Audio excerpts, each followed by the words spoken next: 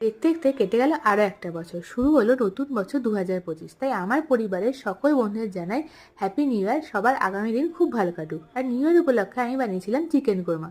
আর তার জন্য চিকেনটাকে দই, কাশ্মীর লঙ্কার গুঁড়ো, আদা রসুনের পেস্ট আর গরম মশলা দিয়ে খুব ভালো করে ম্যারিনেট করে 1 ঘন্টা রেখে দিয়েছি। এবার কড়াইতে তেল গরম করে তার মধ্যে পেঁয়াজটাকে বেরেস্তা করে নেবো। আর তার মধ্যে নিয়ে নেবো 10 থেকে 12টা কাজু আর আমন্ড, আর সেটা দিয়ে খুব ভালো করে ভেজে নেবো।